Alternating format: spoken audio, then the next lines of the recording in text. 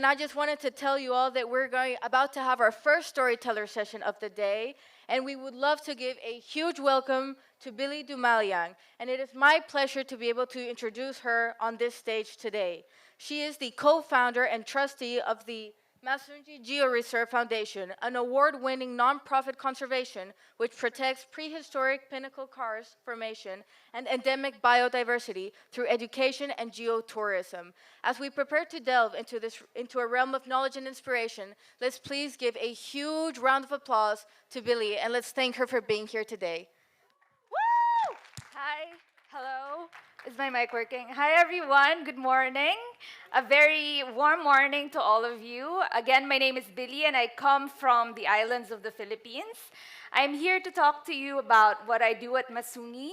What we do in Masungi is really to protect this beautiful 10-kilometer limestone spine and the karst ecosystem around it. If you're not familiar with karst ecosystems, these are water-bearing structures where the water flows, and that is composed of sinkholes, caves, and forests over the limestone. And what our organization is doing is conserving a threatened limestone formation just outside Metro Manila that is home to hundreds of plants and animals. Some you could only find inside the Georeserve. And we've done that for over more than 25 years already. And I'm here to tell you how I became a conservationist in the first place. And it really started when I was younger, with my dad as a civil engineer. And as a civil engineer, he would go to different areas outside of Metro Manila, to mountains, to fields, to build structures, to build houses, to build infrastructure.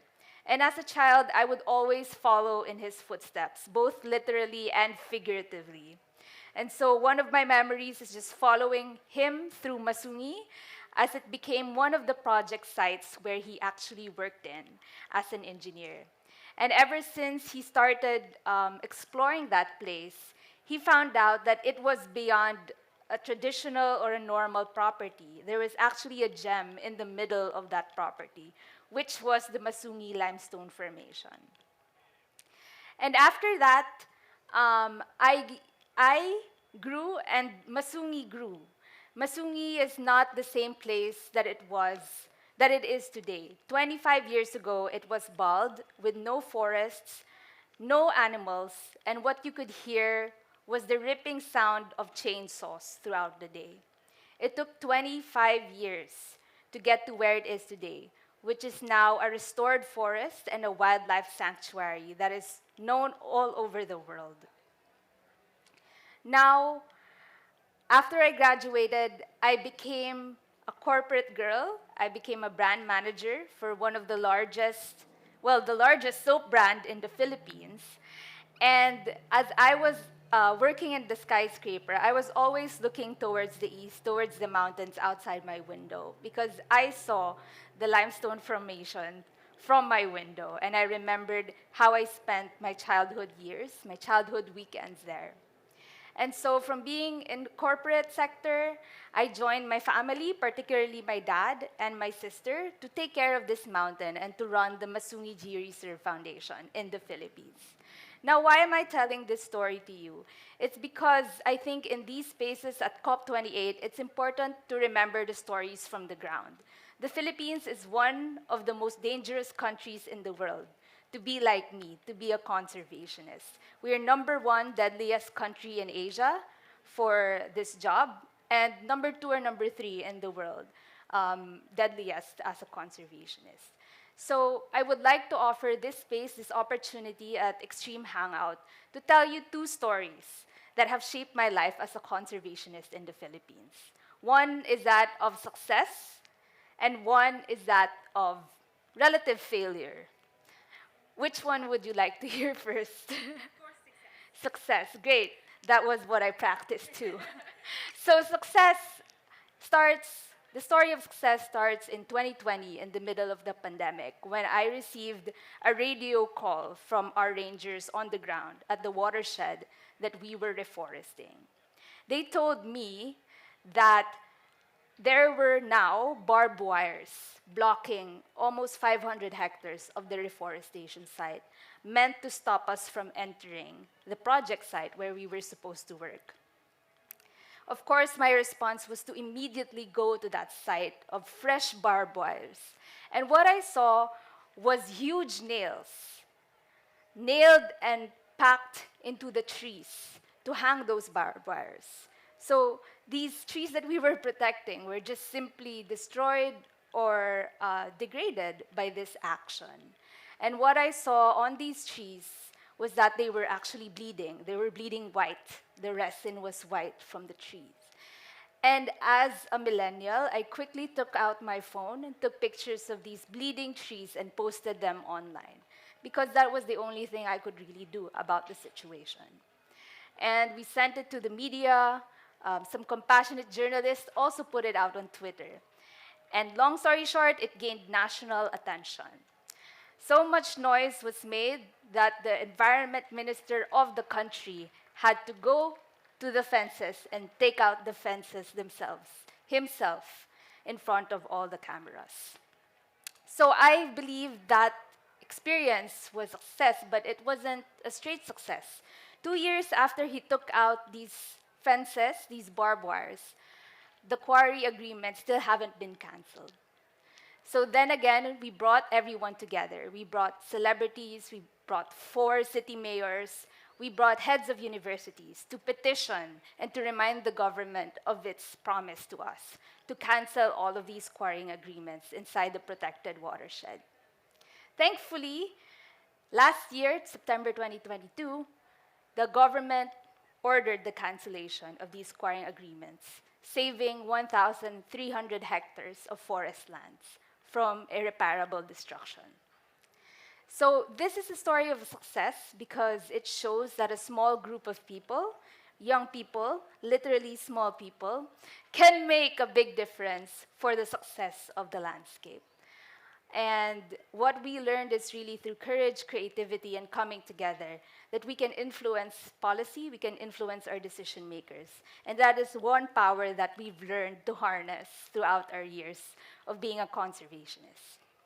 Now, the second story is one of relative failure, and I'm sorry for giving graphic details, but this is the reality on the ground. This story starts at a rainy night in July 2021. Again, still in the middle of the pandemic. I remember this night as being cold and rainy, and me and my dad, just came from Masungi Georeserve to our home in Metro Manila, about 1.5 hours away. And as we arrived home, my father received a call, and he sat down by the piano. And as he was talking to that person on the call, I saw his face drop, and I immediately knew something was wrong. Something went terribly wrong. He put down the phone and he talked to me, faced me and said, Kukan and Melvin, binaril si Kukan and Melvin. In English, Kukan and Melvin got shot. Kukan and Melvin are 2 of our park rangers who have been guarding a very critical area of this watershed. For the past several weeks before the shooting incident, they have been the subject of harassment, violence, and intimidation by groups and businesses that were trying to build unauthorized swimming pool resorts inside a water-deprived watershed. And this seemed like the last straw and the height of all of these tension that was happening throughout those days. Immediately, my dad and I went to meet the injured rangers to the hospital. Again, this was the pandemic. So the first hospital did not have the right treatment, the right facilities for their treatment. The second hospital took 10 hours. They said it would take 10 hours to finally put out the bullets from Kukan and Melvin. And the third hospital was very expensive. But they had the facilities, they had the doctors to take care of them. X-ray showed that the first bullet that hit Kukan was lodged in his neck and was going down towards his spine. The bullet that hit Melvin had barely scraped his skull. So the bullet was lodged between the skull and the scalp. It was there. Thankfully, because of these minute movements and by chance and by the miracle, these two brave park rangers survived that harrowing incident. Yeah, but this situation left an indelible mark on all of us. It made us realize, really, despite all of the stories, similar stories of environmental defenders worldwide, it made us realize that the danger is real. We could get killed in this line of work in the Philippines, which is the most dangerous in the entire Asia for environment defenders.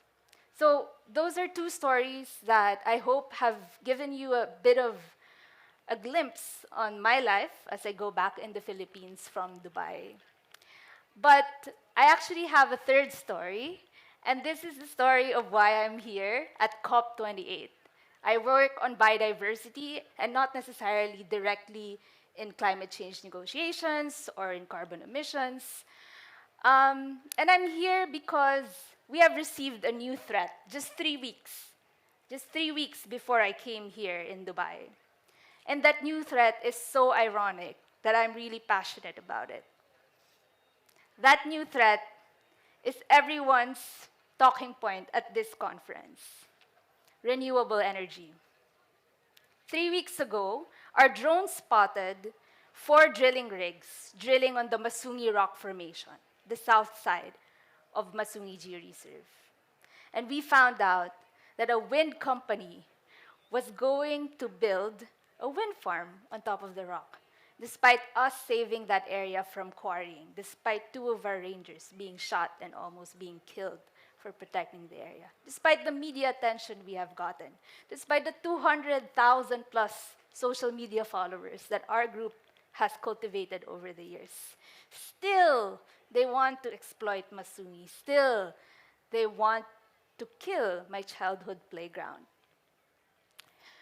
And so that's why we're here in COP28 to speak about this issue of renewable energy, not necessarily meaning that it's sustainable, that as we transition to renewable energy, we must not step on environmental and human rights, lest we create more problems than what we intended to solve. Okay, so now wind turbines are the symbol of it makes me sad and makes me angry, instead of the wind turbine being a symbol of hope and symbol of change that you can see everywhere. And so that's why we're here in COP. We did an action yesterday. Our local youth actually made these Taylor Swift friendship bracelets to inspire people to join the Save Masungi movement. And we invite all of you as well to join us. We believe that through building a community, not just nationally, but internationally, and through being resilient and creative throughout the highs and lows of conservation, that we will be able to make a difference, that you will be able to make a difference in your respective hometowns, in your respective childhood playgrounds, in your respective communities and companies and organizations. And so I would like to invite everyone, if ever any of you is in Asia, please pass by the Masungi Georeserve. We're just 45 to an hour and a half away from Metro Manila by car, so it's not that far. And please hit us up on Instagram so that you for yourself can see why the hell are we protecting this place with our lives, with our hearts, and with our souls. Thank you, everyone.